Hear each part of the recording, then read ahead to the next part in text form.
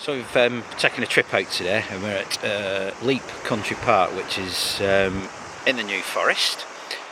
And if you can hear that noise in the background, that is the sea. Well, it's actually the Solent. So we'll just turn the camera around. And that is the Solent, and that's the Isle of Wight over there. And we've come here because it's interesting. Obviously it is, and it's a nice part of the country, although the weather's not too great today. Blowing a bit of a gale. But it's not raining. But it's not raining, we are dry, which is the main thing.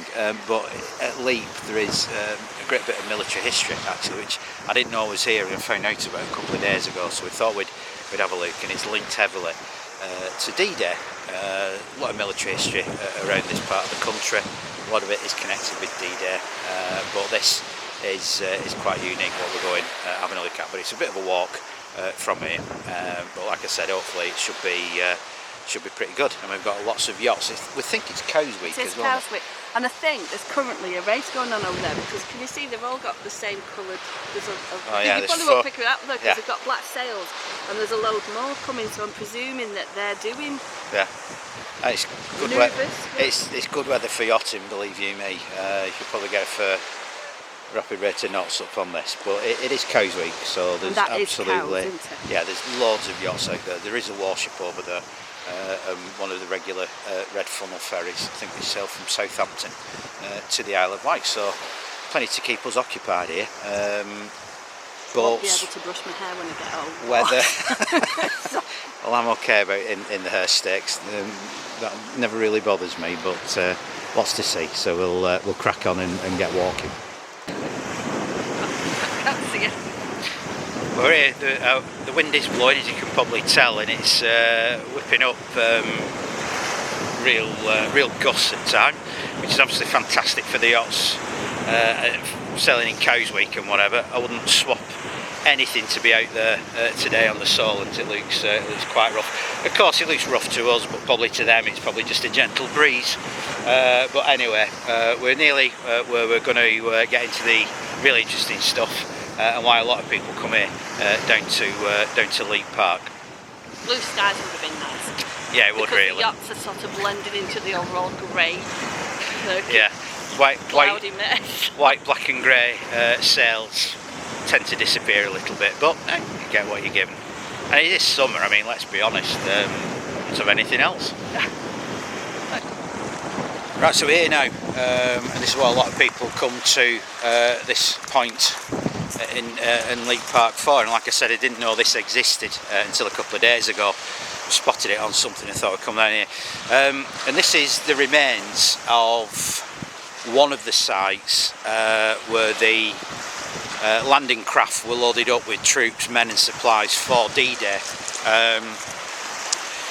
There must have been dozens along this part of the coast of southern England, but this is the one that I think most people know about.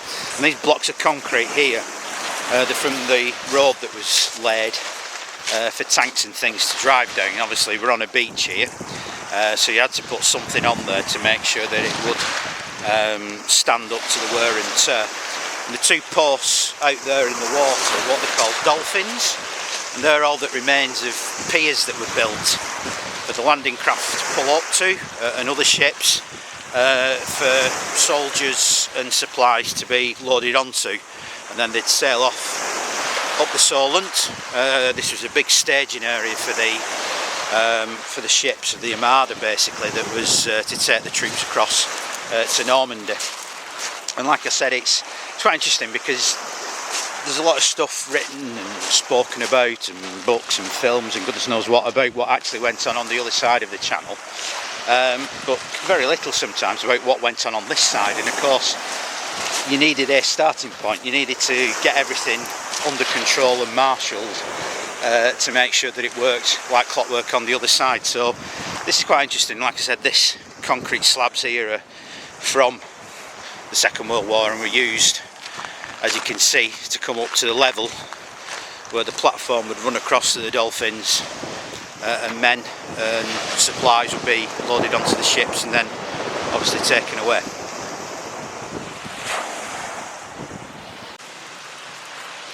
So we're now stood at the dolphins. You can see those.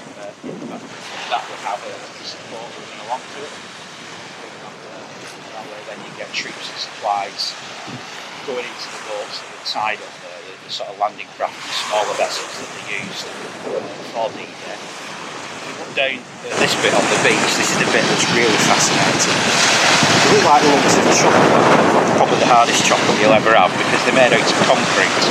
What these were ramps that they literally ran into the sea. There was hundreds of these things all put together to form a hard surface that the tanks could safely drive on without sinking into the sand.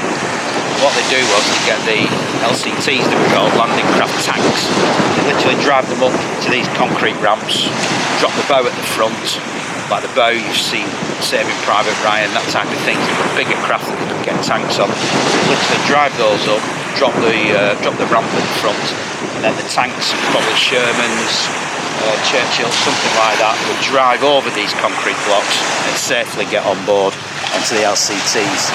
And then what would happen is the boats would come out and sail out into the Solent, and they'd be formed up into various flotillas that would then cross the channel and hit the beaches on Normandy.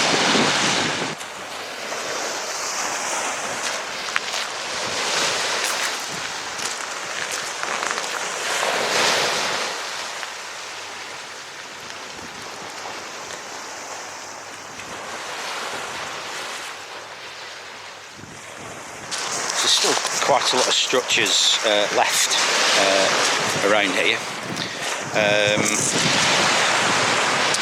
There's bits up there where they built the giant floating piers, Mulberry piers, which were floating harbours, which they used over on the beaches in Normandy in days following D-Day.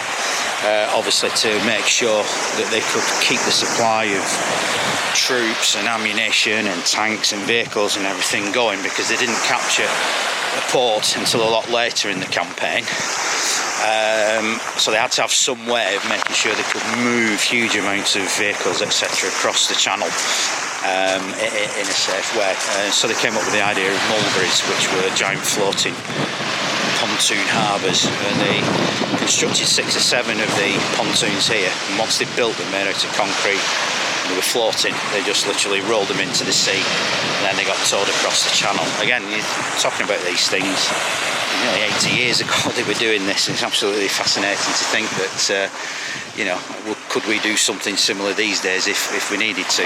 We probably could, but you know, back then, tremendous amount of time and effort, but obviously it was for a hell of a cause. I think the other thing stood here is, especially on a day like today, where it's a bit sort of overcast, misty, it's not bright sunshine, it does actually bring it home to you that, you know, there have been people, men that have boarded these craft, like I said, 79 years ago, 80 years ago now, or it would have been, you know, way back in 1944 to take that journey, and for some of them this will be the last time that they ever saw the country that they called home.